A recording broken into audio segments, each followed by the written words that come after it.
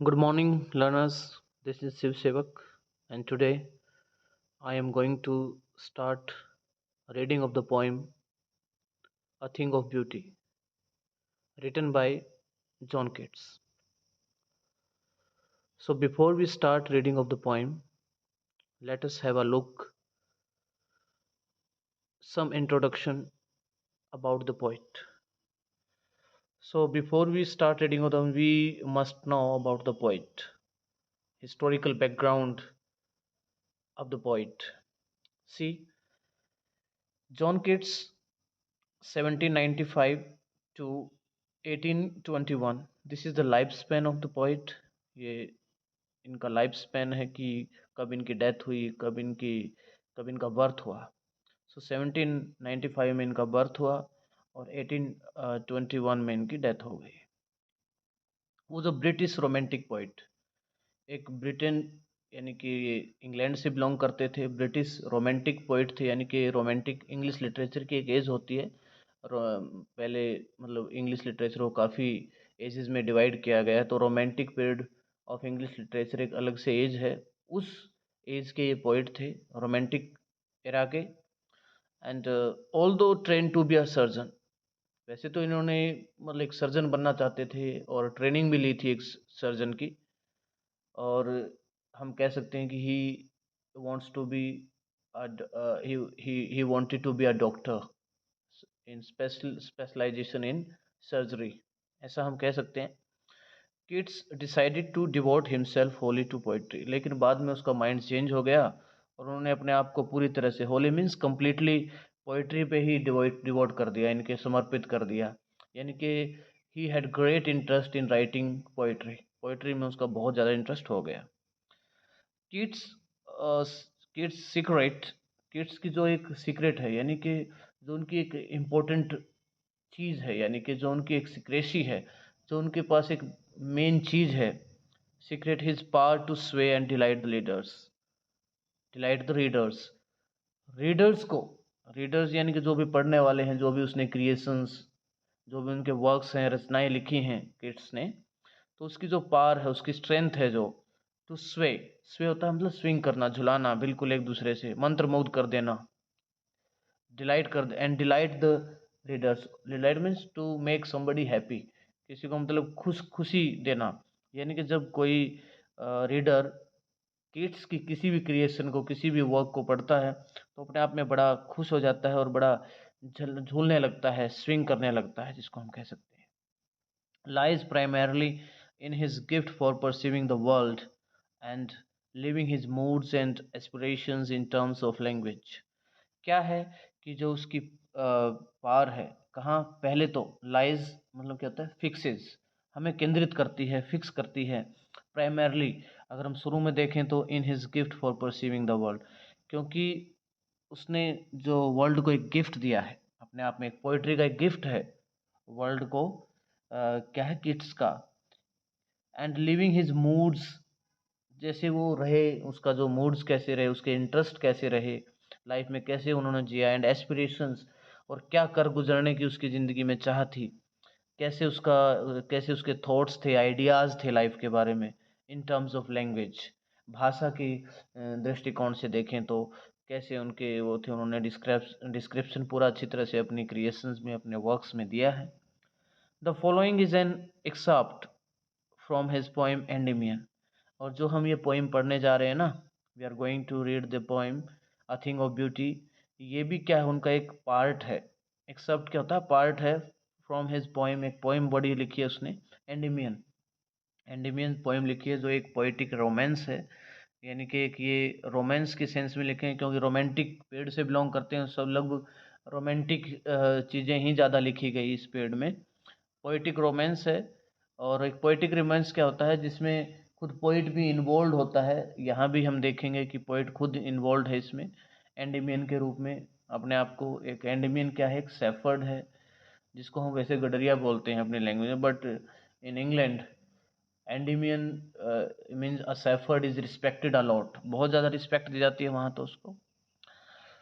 The poem is based on a Greek legend, जो ये poem है एक ग्रीक यानी कि यूनान की एक पौराणिक कथा है कोई, उस पर आधारित है। लेजेंड एक स्टोरी होती है, लॉन्ग ट्रेडिशनल स्टोरी को बोलते हैं, इन विच जिसमें क्या होता है, एंडेमियन, एंडेमियन अ ब्यूटीफुल यंग सेफर्ड, बड़ा सुंदर युवा सेफर्ड होता है, and poet who lived on mount litmus, mount litmus में जो रहते थे, उनको एक दिन क्या आता है, had a vision of Cynthia, उनको एक क्या है, ड्रीम आ जाता है, सपना आ जाता है, वो विजन देखते हैं क्या, सिंथिया का। सिंथिया क्या थी, द मून गॉडेस, जो चांद की देवी जिसको बोलते हैं, चांदनी जिसको हम बोलते हैं। The enchanted youth resolved to seek her out, and so wandered away through the forest and down under the sea. होता क्या है, enchanted होता है बहुत ही delighted, बहुत ही full of you know pleasure, जो बिल्कुल खुशी से भरा हुआ जो यूथ होता है। यूथ मीन्स हम कहेंगे यहाँ जो एंडीमियन है, यंग ब्यूटीफुल सेफर्ड है, वो resolve to seek her out, उसको तलाशने निकलता है। सो वॉन्डर्ड अवे, और घूमता रहता है, भटकता रहता है, थ्रू द फॉरेस्ट, जंगल में, एंड डाउन अंडर द सी, और उसको समुद्र के नीचे भी देखने के लिए जाता है। इसमें हम पूरी detail, but this poem is not a detail, ये पोइम एक डिटेल तो नहीं है, बट इसकी ब्रीफ इंट्रोडक्शन इसमें दे दी गई है। Let's start. Before you read, what pleasure does a beautiful thing give us, what pleasure does a beautiful thing give us, कि हमें क्या खुशी एक जो सुंदर चीज़ है वो हमें देती है। अ ब्यूटीफुल थिंग्स वर्थ ट्रेजरिंग, क्या जो ये सुंदर चीज़ें होती हैं सारी, ये बहुत खजाना होती है हमारा, वैल्यूएबल ट्रेजर होता है हमारे लिए, खजाना होती है। Worth means valuable, treasuring means store house of money और एनी अदर थिंग, जो में से कोई और चीज़ भी हम कह सकते हैं। सो देखिए, हमें ब्रीफ इंट्रोडक्शन से पता लगता है कि पोइट ने कितनी एक शॉर्ट पीरियड ऑफ लाइफ, कितना छोटा सा एक समय था उसकी ज़िंदगी का, just merely 26 years, he was just 26 years old when he died। देखिए जब वो मर गए सिर्फ 26 साल के थे। And in this period of life he created a milestone in the history of English literature, और इंग्लिश लिटरेचर में की हिस्ट्री में उन्हें बहुत ही मतलब एक महारत हासिल की है अपने आप में। सो ये जो पोइम है हमें ये मैसेज देती है, एक पॉजिटिव आइडिया देती है, पॉजिटिव थॉट हमारे अंदर क्रिएट करती है कि हमें we should always search happiness in the among the things. Sometimes we are in happy mood, so we may take help the beautiful things to make us happy। अपने आप को हम क्या खुश करने के लिए इन चीज़ों का सहारा ले सकते हैं। बहुत ही एक हेल्पिंग हैंड दिया है पोइट ने हमें। See we start from the beginning and we take the first stanza. First stanza देखते हैं हम कैसे। A thing of beauty is a joy forever, its loveliness increases. It will never pass into nothingness, but will keep us above quiet for us, and a sleep full of sweet dreams and health and quiet breathing. So this is the first stanza. So here the poet wants to say, यहाँ जो poet है वो कहना चाहता है कि अ thing of beauty is a joy for ever, कि जो एक सुंदर चीज़ होती है, thing of beauty is a happiness, is always a happiness for us, कि हमारे लिए क्या है, हमेशा एक खुशी होती है जो ब्यूटीफुल थिंग होती है। It's loveliness increases, means it's beautifulness, loveliness means beautifulness, इसकी सुंदरता है जो इंक्रीजेस, कीप्स इंक्रीजिंग हम कह सकते हैं, बढ़ती ही चली जाती है, ग्रोज कंटिन्यूसली, लगातार बढ़ती चली जाती है। It will never pass into nothingness, यानी कि जो ब्यूटीफुल थिंग है वो कभी भी नथिंग नहीं होती, it is always something, it is always you know happiness giving thing, हमारे को हमेशा एक खुशी देने वाली चीज़ होती है। But so we must not say that it is it will never pass into an, yes, because you know what are the beautiful things, if we talk about in the context of the poet के संदर्भ में बात करें तो उनके लिए उससे related, उस एटमॉस्फेयर से रिलेटेड, उस टाइम से रिलेटेड जो भी चीज़ें रही होंगी, पोइट की जो थिंकिंग जहाँ तक जाती होगी, उन्होंने उन चीज़ों को ब्यूटीफुल थिंग्स कहा है। बट ये पॉइंट ओवरऑल हमारे को बहुत एक अच्छा मैसेज देती है, वो हमें देखना है। तो हम कह सकते हैं कि जो पोइट बात करता है कि जो हमारी इमेजिनेशन में, अगर if you have a beautiful thing in our imagination, it always gives us happiness and it never fades into nothingness, और कभी भी, and it never passes into nothingness, कभी भी मतलब ये कुछ नहीं होती, ऐसा नहीं है। कभी भी कुछ नहीं, मतलब क्या है, ये हमेशा सब कुछ होती है। इट इज़ समथिंग ऑलवेज, ये हमारे लिए हमेशा कुछ होती है। इट इज़ नेवर नथिंगनेस, कभी नथिंगनेस नहीं होती। But will keep a bower quiet for us. Bower क्या होता है? बाउर हम किसी हिंदी में, इंग्लिश में कहें तो क्लस्टर ऑफ ट्रीज को भी कह सकते हैं, कि वृक्षों का झुंड हो सकता है। और अगर हम बाउर के कहें सैडी प्लेस, अगर हम इस पोएम के कॉन्टेक्स्ट में बात करें, एक छायादार प्लेस हो सकता है, अंडर ट्रीज, पेड़ों के नीचे जो छायादार होता है, उसको भी हम कह सकते हैं। एंड हिंदी में इसको कुंज भी कह सकते हैं हम। सो ये क्या है, जो ब्यूटीफुल थिंग होती है हमेशा क्या करेगी, बट कहते हैं कि ये हमारे लिए नथिंगनेस नहीं होगी कभी भी, बट क्या करेगी, but will keep a bower quiet for अस। क्योंकि देखिए, इट इज़ समर सीजन, अब भी देखो गर्मी का ही मौसम चल रहा है, and it's too hot suppose, किसी दिन समडे, मान लो किसी दिन बहुत ज़्यादा गर्मी हो, and we are under a tree, जिसकी छाया बहुत ज़्यादा है, अंडर अ सैडी ट्री, जिसको छाया बहुत ज़्यादा, हम उसके नीचे बैठ जाते हैं, and we feel the air coming towards us, जो हमारे पास हवा आती है, फिर इट इज़ कूल, यह ठंडी होती है, और हमारे लिए क्या है, it works as a bower, हमारे लिए एक छायादार, छाया के रूप में, एक ठंडी छाँव के रूप में काम करती है। And a sleep full of sweet dreams, अगर ऐसा होगा, if you have a beautiful thing in our lives, कि अगर हमारी ज़िंदगियों में हमारे एक सुंदर चीज़ है, तो हमें हमें क्या है कि we will have a sweet dreams in our sleep, कि हमारे नींद में भी हम बड़े मधुर सपने आएंगे, हमें बहुत अच्छा लगेगा। हमें अगर हम दूसरे तरीके से बात करें, तो it always remains fresh in are memory, कि हमारे मेमोरी को भी ये फ्रेश रखेगी हमेशा, और बहुत अच्छे अच्छे हमें स्वीट ड्रीम्स आएंगे। यानी कि it's memory will lead us to a gentle sleep full of sweet dreams, कि हमारे लिए बहुत ही अच्छे, क्या है, मधुर मधुर सपने आएंगे। एंड और क्या होगा इससे, एंड हेल्थ, हमारी हेल्थ बहुत अच्छी रहेगी, we will be healthy, and quiet breathing, and we will have a quiet breathing, और हमारी जो है क्या है, quiet breathing means peaceful, and our life will be full of peace, हमारी जो ज़िंदगी है वो शांति से भर जाएगी। And we will have a quiet breathing breathing, हमें बहुत अच्छी तरह से सांस आएगा, अच्छी तरह से हमारी लाइफ जो है वो मूव होगी, स्मूथली जाएगी। So in the first stanza poet बताते हैं what is the importance of a beautiful thing in our life, कि हमारी ज़िंदगी में की एक इम्पोर्टेंस क्या है एक ब्यूटीफुल थिंग की। So now we move on next stanza. Next stanza starts from here. Therefore, on every morrow are we wreathing a flowery band to bind us to the earth, spite of despotence of the inhuman dearth, of noble natures, of the gloomy days, of all the unhealthy and over darkened ways, made for our searching, yes, yes. And in spite of all, some shape of beauty moves away the pall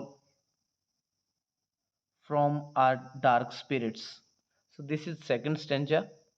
Here the poet wants to say, the poet discusses, the poet tells us, हमें बताता है कि therefore means so, इसलिए क्या है, on every morrow means here tomorrow और next day भी हम कह सकते हैं, और कई उसमें ये मोरो को मॉर्निंग भी कहा जाता है। So from this poems context, अगर इस पोएम के कॉन्टेक्स्ट में देखें तो ये दिस इज नेक्स्ट डे और टुमारो और एवरी मोरो, ये कहता है हर नेक्स्ट डे को मैं देखता हूँ। पोइट सेकंड स्टेजा में बताता है कि are we wreathing, are we wreathing, wreathing होता है कवर करना किसी चीज को, सराउंड घेरना किसी चीज को। अ फ्लावरी बैंड, फ्लावरी बैंड यानी कि फूलों का जो बंधन होता है एक प्रकार से कहें, फ्लावरी बैंड में स्ट्रिप ऑफ फ्लावर्स, यानी कि जो फूलों युक्त एक प्रकार से लाइन सी होती है, पूरे फूलों की गुलदस्तों की लाइन है। To bind us to the earth, जो हमें ज्वाइन करती है, बाइंड में ज्वाइन करना, जो हमें क्या है पृथ्वी के साथ बांधे रखती है।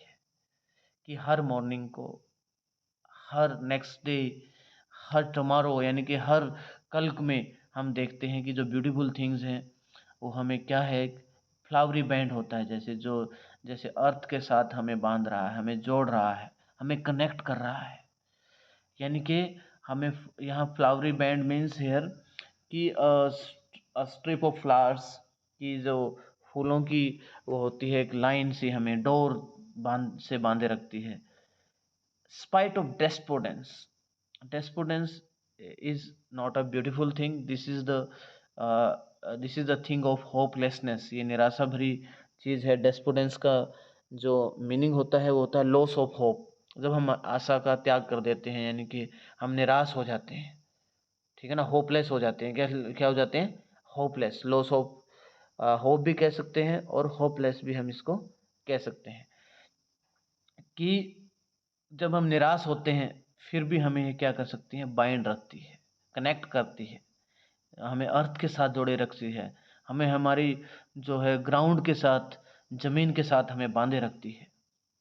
ऑफ द इनह्यूमन डियरथ, इनह्यूमन जो डियरथ होती है टेरिबल शॉर्टेज, यानी कि हमारे जो भयानक जिंदगी में मतलब क्या है, अनहैप्पी डेज आ जाते हैं हमारे लाइफ में। हम कह सकते हैं कि when we have there is depression and, जब हमारे अंदर क्या है एक डिप्रेशन सा आ जाता है, तब भी हमें क्या रखती है, ये बांधे रखती है। और उस टाइम क्या होता है, of noble natures, noble nature क्या होते हैं, जो अच्छे लोग होते हैं, गुड पीपल, जो people who are very kind to others, जो लोग दूसरों के प्रति बड़े दयालु होते हैं। And of the gloomy days, और जो ग्लूमी डेज क्या होते हैं, सैड डेज, हमारी लाइफ के जो उदासी भरे दिन हैं। Of all the unhealthy, unhealthy यहाँ पर आया है कि जो मतलब क्या है अपने आप में सही नहीं होते, यानी कि unhealthy, they are sick, they are very poor, unhealthy को हम उसमें ले सकते हैं इसमें। And over darkened ways means they are gone astray, they have lost their track, जो अपना रास्ता भटक चुके हैं, जो दे आर नॉट हेल्थी, जो लोग वो मतलब कि अपने आप में स्वस्थ नहीं हैं, लेकिन वो भी अच्छे लोगों के संपर्क में आके, if they connect to good people, they also get reformed, वो भी क्या हो जाते हैं, सुधर जाते हैं, उनके संपर्क में आके, उनके कांटेक्ट में आके वो भी अच्छा बनने की कोशिश करते हैं। सो कहते हैं ना, जैसे कि कमल का जो फूल है, लोटस, वो अगर गंध गंध में भी क्या है, खिलता रहता है, means it always gives positive thought to the dirty place, उस गंदे स्थान को भी बहुत अच्छी सुगंध देता रहता है। तो ऐसे ही क्या है, एक ब्यूटीफुल थिंग होती है पोइट के कॉन्टेक्स्ट में भी, और दिस इज रियलिटी ऑल्सो, ये वास्तविकता भी है, ऐसा होता है। So made for our searching, जो हमेशा क्या है, सर्च करता रहता है, तलाश करती रहती है। और यस, बिल्कुल हाँ, सही, राइट कहा। इन स्पाइट ऑफ ऑल, इन सभी के अलावा अनहेल्थी है, ग्लोमी डेज हैं, इन ह्यूमन डेथ है, डेस्पोडेंस है, ओवर डार्कन्ड वेज हैं, these are all unhappy things, ये सारी दुखी सैड थिंग्स हैं ये सारी। लेकिन हाँ, इन सभी की बजाय भी some shape of beauty moves away the pole from our dark spirits. क्योंकि because everybody is you know these days people have been very selfish. लोग बहुत स्वार्थी हो चुके हैं. They just complete their selfishness and uh, they get lost, दफा हो जाते हैं. They don't have any care of the people who have helped them. कुछ भी केयर नहीं करते जिन्होंने उनकी हेल्प की है.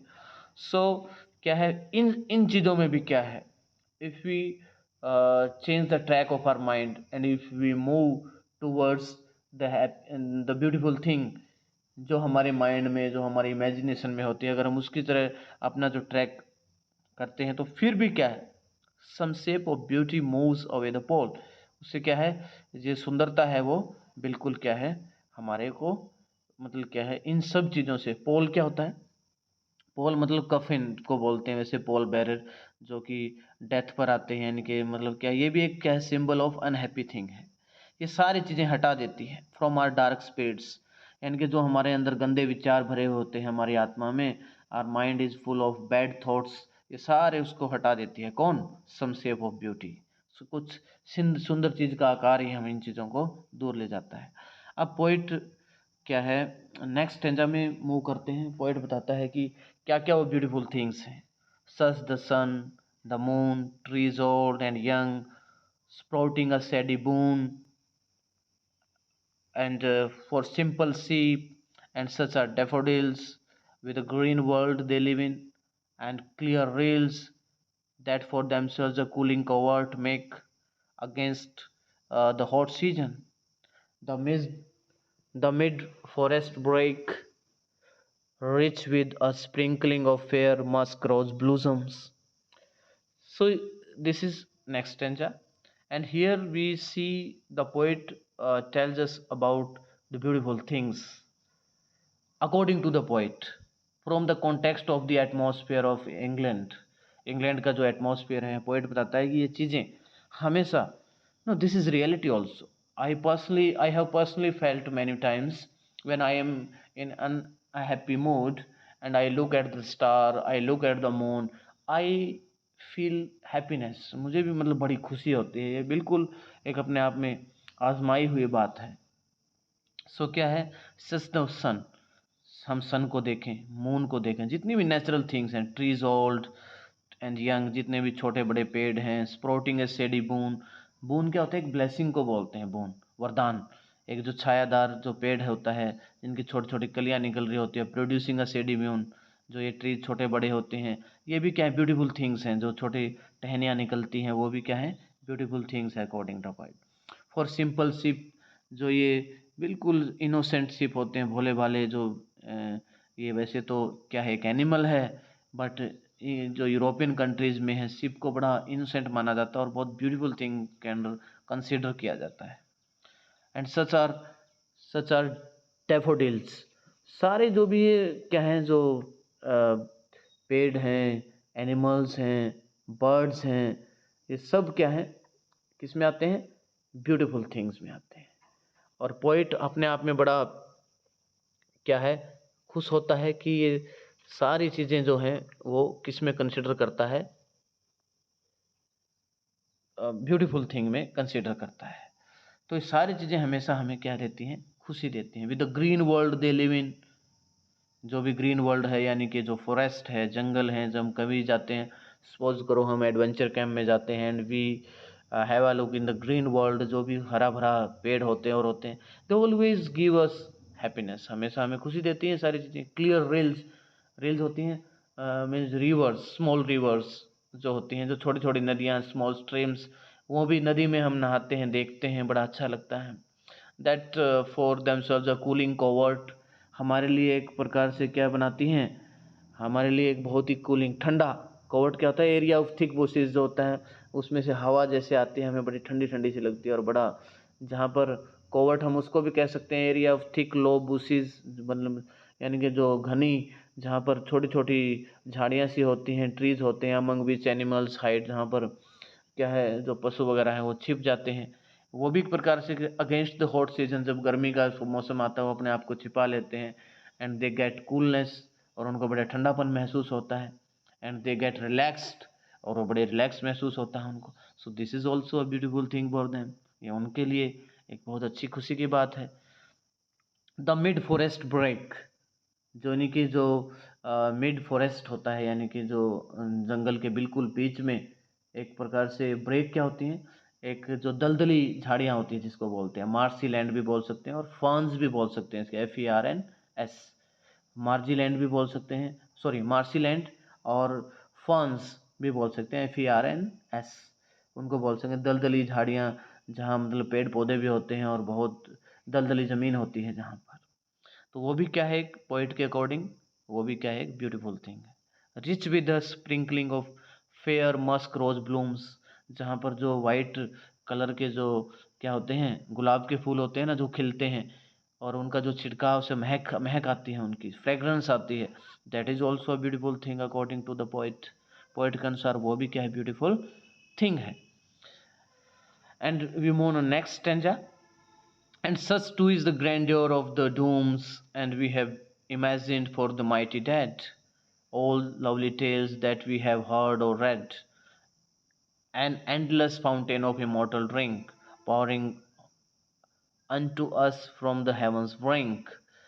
और क्या है, अब पोइट आगे नेक्स्ट स्टेंजा में कहता है कि continuing his list of beautiful things में, अब आगे और भी कहता है कि जो ये such too is the grandeur of the dooms, dooms क्या होते हैं, जो भगवान का आखिरी संदेश होता है, निर्णय होता है, जजमेंट होता है, गॉड्स फाइनल जजमेंट को हम जो ह्यूमन बीइंग पर होता है उसको उसको भी क्या माना गया है, ग्रैंड्यूर क्या होता है, स्प्लेंडेड, स्प्लेंडर, शानदार चीज़ है, वो भी क्या है, एक ब्यूटीफुल थिंग है। We have imagine for the mighty dead, और जो हम कल्पना करते हैं, माइटी डेड होता है ग्रेट पीपल, जो लोग बड़े अपनी लाइफ में पावरफुल मैन होते हैं वर्ल्ड के, वो भी क्या है, ब्यूटीफुल थिंग है पोइट के according. And all the lovely tale, जो भी सुंदर सुंदर कहानियाँ हैं, दैट वी हैव हर्ड और रेड, जो हमने सुनी है या पढ़ी हैं, all these things are also beautiful things. And endless mountain of immortal drink, sorry fountain, an endless fountain of immortal drink, यानी कि जो इमॉर्टल ड्रिंक किसको कहा गया है, नेक्टर को, अमृत को कहा गया है, अमृत को कहा गया है। और ऐसा पेय जो इससे अलौकिक हमें खुशी मिलती है, drink that gives heavenly Joy, हम इसको भी कह सकते हैं। तो वो भी क्या है, एक ब्यूटीफुल थिंग है।